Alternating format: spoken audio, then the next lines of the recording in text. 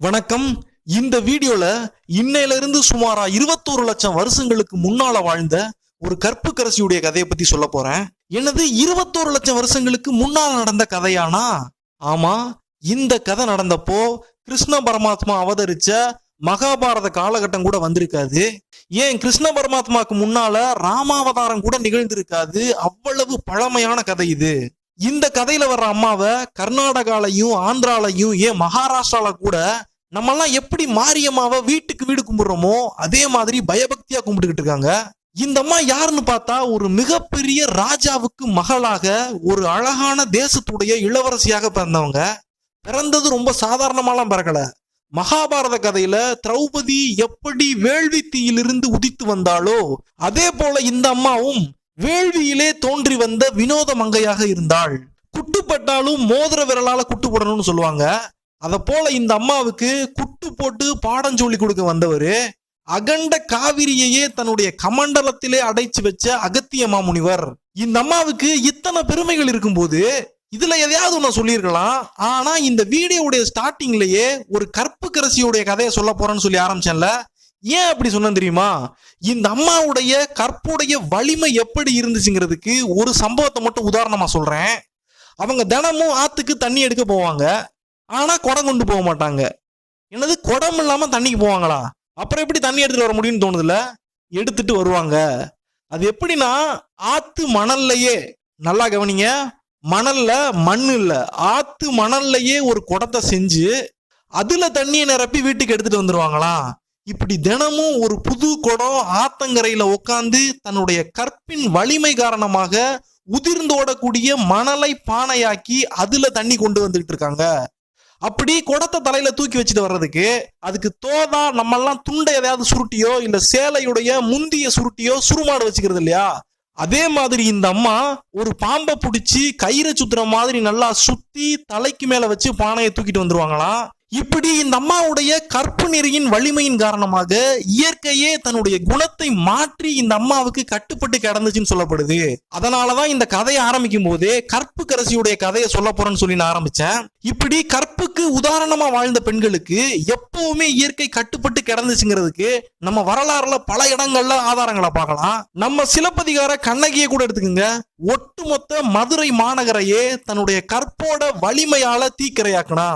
அதை கூட விட்டுருங்க, ரொம்ப தூரம் போக வேணாம். ஜஸ்ட் 400 வருஷத்துக்கு முன்னால நம்ம தமிழ்நாட்டுல வாழ்ந்து மறைஞ்சு இப்போ தெய்வமாய் நிக்கிற நல்லதங்கால் சாமி எடுத்துக்கோங்க.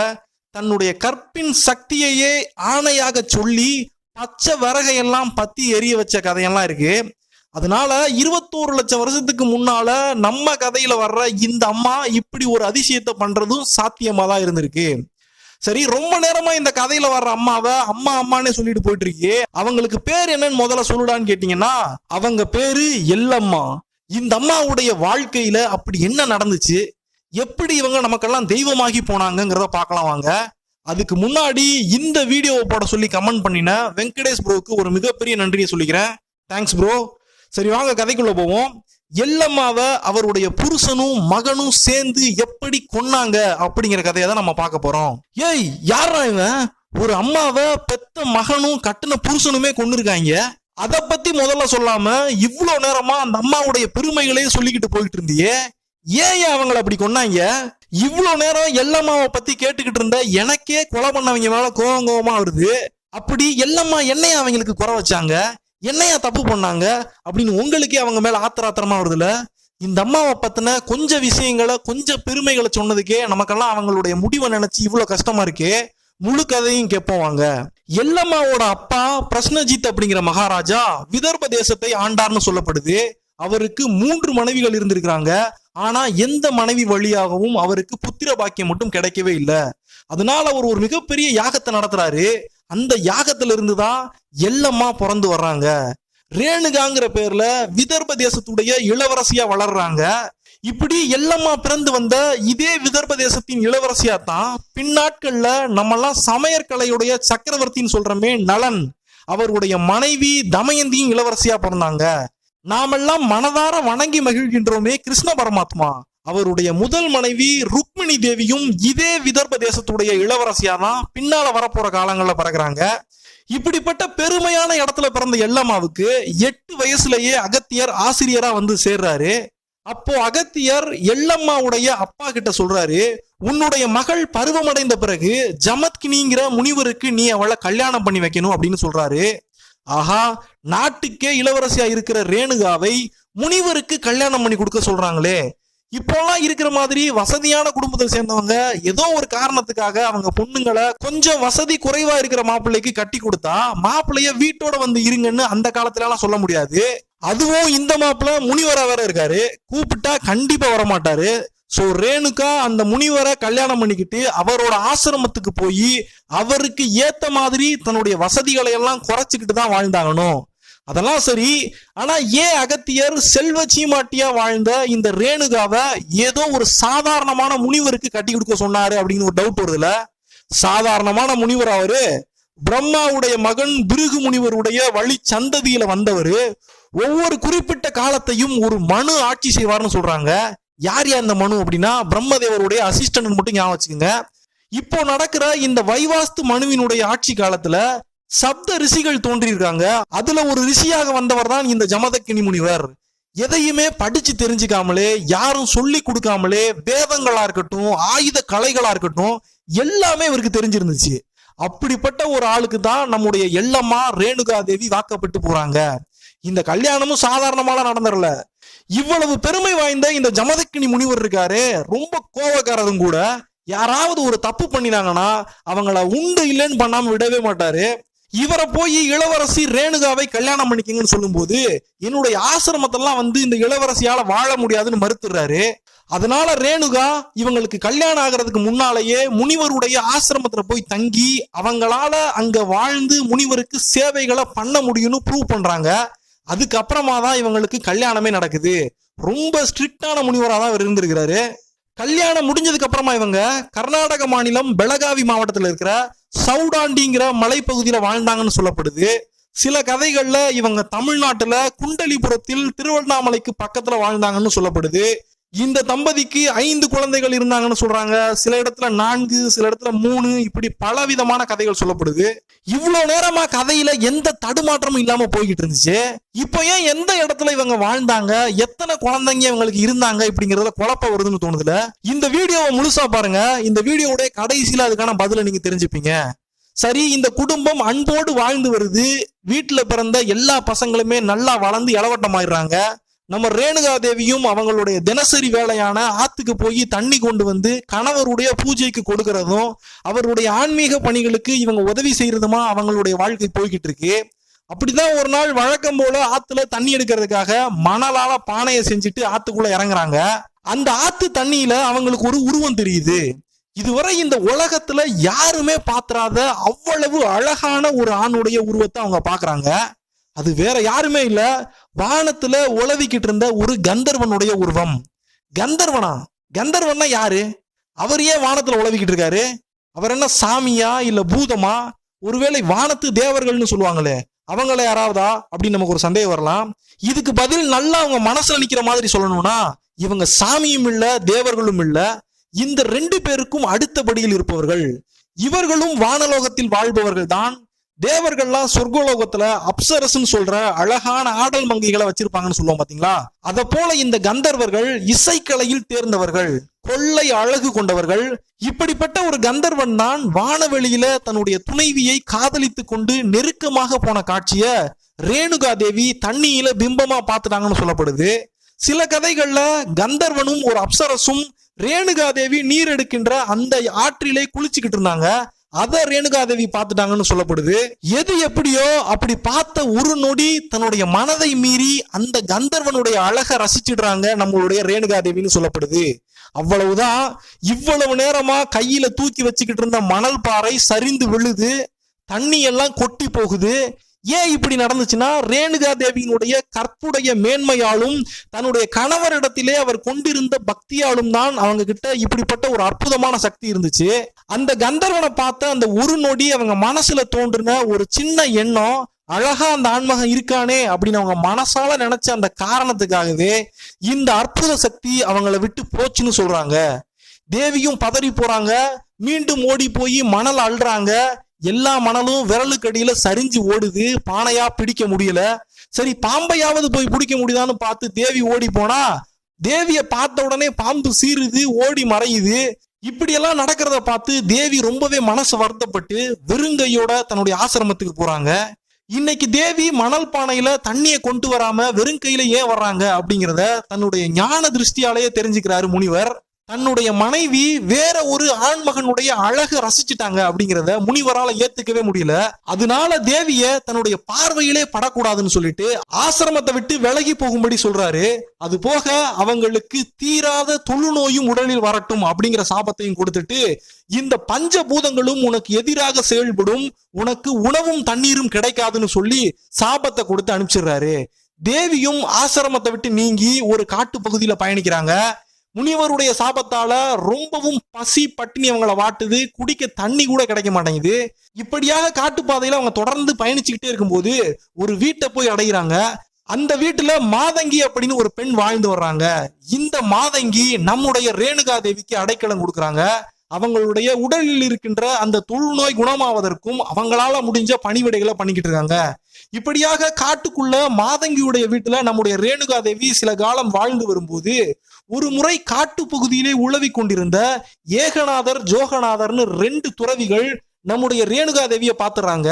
அவங்களுடைய முகத்தினுடைய பொலிவை பார்த்தே இவங்க ஒரு ராஜ குடும்பத்தை சேர்ந்தவங்கன்னு தெரிஞ்சுக்கிட்டு ஏன் இந்த காட்டு பகுதிக்குள்ள இவங்க இருக்கிறாங்க அப்படிங்கிற ஒட்டுமொத்த கதையையும் தெரிஞ்சுக்கிட்டு, இந்த பாவத்திலிருந்து உங்களை விடுவிக்க கூடியவர் ஒரே ஒருவர் தான், அவர் சிவபெருமான், அவரை நோக்கி கடுமையா தவத்தை பண்ணுமான்னு சொல்லிட்டு போயிடுறாங்க. நம்முடைய ரேணுகா தேவியும் மறுபடியும் மாதக்னியுடைய வீட்டுக்கு வந்து சிவனுக்கு உகந்த ஈசான்ய மூலையில அமர்ந்து சிவபெருமானை நோக்கி தவம் இருக்க ஆரம்பிக்கிறார். தவம் இருக்கிறாங்க பல காலமா தவம் இருக்கிறாங்க. அப்படி தவம் இருக்கிற ரேணுகா தேவியை சுத்தி கரையான்கள் எல்லாம் புத்து கட்டிருதுன்னு சொல்லப்படுது. இருந்தாலும் சிவபெருமானை நோக்கிய தன்னுடைய தவத்திலிருந்து ரேணுகா தேவி கொஞ்சம் கூட பிறழவே இல்லை. எப்படியாவது இந்த பாவத்திலிருந்து தனக்கு விமோசனம் கிடைக்கணும்னு தொடர்ச்சியா தவம் இருக்கிறாங்க. இதையெல்லாம் தன்னோட வீட்டுக்குள்ள இருந்து மாதங்கியும் பார்த்துக்கிட்டே இருக்காங்க. ரேணுகா தேவியுடைய இந்த தவம் வெற்றி அடைய வேண்டும்னு அவங்களும் சாமியை கும்பிட்டுக்கிட்டு இருக்காங்க. பல கால தவத்திற்கு பிறகு சிவபெருமான் தேவிக்கு காட்சி கொடுக்கிறாரு. இந்த பாவத்திலிருந்து நீ விடுபடுவதற்கு உனக்கு ஒரு விமோச்சனம் சொல்றேன்னு சொல்றாரு. அதன்படி நிறைய ஊர்கள்ல போய் மக்களிடம் அரிசியை பிச்சை எடுத்துட்டு வந்து அந்த அரிசியை வச்சு நீ சோறு சமைக்கணும். அந்த சோறை நீ தீய கொண்டோ எந்த அடுப்புல வச்சோ சமைக்க கூடாது. அப்படி சமைத்த அந்த உணவை கொண்டு வந்து எனக்கு படையல் போட்டு விட்டு கங்கை நீரிலே நீ குளித்தாயானால் உனக்கு இந்த பாவம் எல்லாம் விலகி போகும்னு சிவபெருமான் சொல்றாரு. இதை கேட்டுட்டு ரேணுகா தேவியும் பக்கத்து கிராமங்களுக்கெல்லாம் போய் அங்க இருக்கிற மக்கள் கிட்ட எல்லாம் அரிசியை பிச்சையாக எடுத்துட்டு வந்துட்டு வீட்டுல வைக்கிறாங்க. இப்போ உணவு சமைக்கணும், தீயில வச்சோ அடுப்புல எதுலையும் வச்சோ கண்டிப்பா உணவு சமைக்க கூடாதுன்னு சிவபெருமான் சொல்லிட்டு போயிட்டாரு. அப்ப எப்படி சமைக்க முடியும் அப்படின்னு நமக்கு ஒரு ஆச்சரியம் வரும் பாத்தீங்களா. நல்ல சூரிய வெப்பத்திலே தேவி தரையிலே படுத்து தன்னுடைய வயிற்றின் மீது பானையிலே அந்த அரிசியை போட்டு சிவபெருமானை நோக்கி பிரார்த்தனை பண்றாங்க. சிவபெருமானுடைய அருளால் அந்த பானையில் இருந்த அரிசியானது சோறாக பொங்குகின்றது. அதை எடுத்துட்டு போய் சிவபெருமானுக்கு படையலை போட்டு கங்கையில தேவி குளிச்சு எந்திரிச்சு வெளியே வராங்கன்னு சொல்லப்படுது. அதுக்கப்புறமா அந்த இடத்துல ஒரு அசரீரி ஒலிக்குது. அந்த அசரீரி சொல்லுது, இவ்வளவு நாள் உன்னிடம் இருந்த அந்த பாவமானது உன்னை விட்டு விலகி விட்டது. நீ உன்னுடைய கணவனை சென்று சந்திக்கும் போது உனக்கு ஒரு மிகப்பெரிய சோதனை காத்துக்கிட்டு இருக்கு. அந்த சோதனையுடைய முடிவுல இந்த உலகத்துல இருக்கிற எல்லாருமே உன்னை கும்பிட ஆரம்பிப்பாங்க அப்படின்னு அந்த அசரீரி சொல்லுது. தனக்கு இவ்வளவு நாள அடைக்கலம் கொடுத்த அந்த மாதங்கியோடு சேர்ந்து ரேணுகா தேவியும் தன்னுடைய கணவர் முனிவரை பார்க்கறதுக்கு ஆசிரமத்துக்கு போறாங்க. மனைவி திரும்பி வந்துட்டாலும் சிவனுடைய அருளையே பெற்றிருந்தாலும் அவள் மனதால் மாசுபட்டவள் அப்படிங்கிற எண்ணமானது முனிவருடைய மனசுல இருந்துச்சுன்னு சொல்லப்படுது. இன்னும் சில கதைகள்ல மனைவி திரும்பி வந்ததால முனிவருக்கு சந்தோஷமா தான் இருந்துச்சு. இருந்தாலும் பாவப்பட்ட இந்த பிறவியிலிருந்து அவளுக்கு மோட்சத்தை கொடுக்கணும் அப்படின்னு முனிவர் விரும்பினாரும் சொல்லப்படுது. இப்படி பல்வேறுபட்ட காரணங்களால தேவி மேல கோபத்தாலேயோ இல்ல கருணையாலேயோ அவங்கள கொன்னே ஆகணும் அப்படிங்கிற முடிவுக்கு முனிவர் வந்துடுறாரு. அப்படி கொல்லக்கூடிய அந்த பணியை தன்னுடைய புத்திரர்கள் எல்லாரையும் கூப்பிட்டு பண்ண சொல்றாரு. முதல் மகன் மாட்டாங்கிறா, 2வது மகனும் மாட்டாங்கிறா, 3வது மகனும் தாயை கொள்வது மிகப்பெரிய பாவம் பண்ணவே மாட்டாங்கிறா, 4வது மகனும் பண்ண மாட்டாங்கிறான். இப்படியாக போய்கிட்டே இருக்கு. அடுத்ததாக கடைசி மகனை அழைத்து உன்னுடைய தாயுடைய தலையை துண்டித்து விடு, இது தகப்பனின் ஆணை அப்படின்னு முனிவர் சொல்றாரு. அதனால தன்னுடைய தாயாகவே இருந்தாலும் தகப்பனுடைய சொல்மிக்க மந்திரம் இல்லை அப்படிங்கிற ஒரு வாக்கியத்தை தன்னுடைய மனசுக்குள்ள வச்சு அந்த கடைசி மகன் தன்னுடைய கோடாரியை வைத்து தன்னுடைய தாயுடைய தலையை துண்டிக்க போறான். இத பார்த்துட்டு உன்னுடைய அம்மா ரொம்ப நல்லவங்க, அவங்களை நீங்க கொல்லாதீங்கன்னு சொல்லிட்டு தேவியோட துணைக்கு வந்திருந்த மாதங்கியும் அந்த கடைசி மகனுடைய காலை பிடிச்சிட்டு கதறாங்க.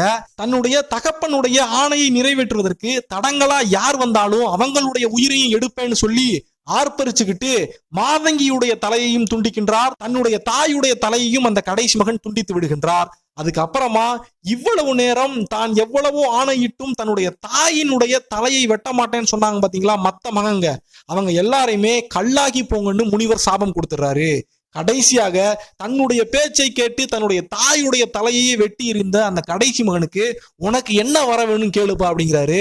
இந்த கடைசி மகனும் தாயை கொன்ற இந்த பாவம் என்னிடம் இருந்து நீங்குவதற்காக இங்க செத்து போன எல்லாரும் மீண்டும் உயிரோடு வர வேண்டும், கல்லாகி போனவர்கள் எல்லாம் உயிரோடு வர வேண்டும்னு கேட்கிறாரு. முனிவரும் அந்த கடைசி மகன் கேட்ட அந்த வரத்தை கொடுக்கிறாரு. இங்கே தலை வெட்டப்பட்டு செத்து கிடக்கின்ற உன்னுடைய தாயும் மாதங்கியும் உயிர் பெற்று வருவதற்கு அவங்களுடைய உடலோட சேர்த்து தலையை கொண்டு போய் வையே, அவங்க 2 பேரும் உயிர் பெற்று எழுவாங்க அப்படின்னு முனிவர் சொல்றாரு. உடனே அவசர அவசரமாக தன்னுடைய தாய் மீண்டும் உயிரோடு எழுந்து வர போறாங்களே அப்படிங்கிற ஒரு ஆர்வத்துல மாதங்கியினுடைய தலையை எடுத்து கொண்டு போய் தன்னுடைய தாயுடைய உடம்போடு சேர்த்து வைத்து விடுகின்றார். தன்னுடைய தாயுடைய தலையை எடுத்துட்டு போய் மாதங்கியுடைய உடலோடு சேர்த்து வைத்து விடுகின்றார். இப்போ முனிவருடைய அருளால 2 பேரும் உயிரோட எந்திரிச்சு நிக்கிறாங்க. ஆனா 2 பேருடைய தலையும் வேறு வேறு உடம்பிலே இருக்கிறது. இப்படி மாதங்கியுடைய உடலோடு ரேணுகா தேவியினுடைய தலை சேர்ந்து தன்னுடைய தாயுடைய தலை மாறி போய் உயிர் பெற்று எழுந்த அந்த அம்மனை கடைசி மகன் மாரியம்மா என்று அழைத்தார் என்று கூறப்படுகின்றது. அந்த மாரியம்மா தான் நம்ம காலங்காலமா தமிழ்நாட்டுல வழிபட்டுக்கிட்டு இருக்க மாரியம்மா. அடுத்து மாதங்கியினுடைய தலையோடு ரேணுகா தேவியினுடைய உடலானது எழுந்து நிற்கும் அல்லவா, அதை ஜமதாகினி முனிவர் கூறுகின்றார், எல்லம்மா என்று பெயரிட்டு அழைக்கின்றார். தன்னுடைய சக்திகளை எல்லாம் எல்லம்மாவுக்கு கொடுத்து எல்லம்மாவை காக்கும் காவல் தெய்வமாக அவர் காட்டினுள்ளே அனுப்புகின்றார். இன்னும் தென்னிந்தியாவுடைய பல பகுதிகளில் இந்த அம்மா எல்லம்மாங்கிற பேர்லயோ எல்லையம்மா அப்படிங்கிற பேர்லயோ வணங்கப்பட்டு வந்துகிட்டு இருக்காங்க. இப்போ ஏன் இந்த கதையில சில தகவல்களை உறுதியா சொல்ல முடியாம முன்ன பின்ன தகவல்களை சொன்னங்கிற சொல்றேன். இந்த குறிப்பிட்ட கதை சார்ந்து பல கதைகள் சொல்லப்படுது. பழங்காலத்து கதையா வேற இருக்கா, அதனால பல ஸ்டேட்டுகள்லையும் நாட்டுப்புறங்கள்லையும் பல மாதிரியா சொல்லப்படுது. அது போக புராணத்திலையும் இந்த கதைகள் இருக்கு, அங்கவும் சில மாறுபட்ட தகவல்கள் இருக்கு. அதனாலதான் யாருக்கிட்ட இந்த கதையை சொன்னாலும் அவங்களுக்கு ஒரு சின்ன மாற்று கருத்தாவது இந்த கதையில வர்றதுக்கான வாய்ப்புகள் இருக்கு. அதனாலதான் இந்த கதையை சொல்லும் போது சில தகவல்களை உறுதியிட்டு சொல்ல முடியாது அப்படின்னு சொல்லியிருந்தேன். அதுக்கப்புறமா இந்த கதை சுமாரா 21 லட்சம் வருஷத்துக்கு முன்னால நடந்த கதைன்னு சொன்னேன். அது எப்படி கிட்டத்தட்ட சுமாரா 21 லட்சம் சுழிக்க முடிஞ்சு அப்படின்னு ஒரு டவுட் வரனால இந்த கதையில கடைசி மகனாக வந்து தன்னுடைய தாயுடைய தலையையே ஒருத்தர் வெட்டினார் பாத்தீங்களா, அவர் வேற யாருமே கிடையாது, விஷ்ணு பரமாத்மாவுடைய 6வது அவதாரமான பரசுராமர் தான் அவரு. இப்படி பரசுராமர் ரேணுகா தேவிக்கும் ஜமதாகினி முனிவருக்கும் பிறந்த மகனாக இந்த பூமியிலே 6வது அவதாரமாக எடுத்திருந்தார். அவருடைய அம்மாவை பத்தின கதை தான் இந்த கதை. சோ இதுல இருந்து பார்க்கும்போது பரசுராமருடைய அம்மா மாரியம்மா என்றும் எல்லம்மா என்றும் நம்ம எடுத்துக்கலாம்.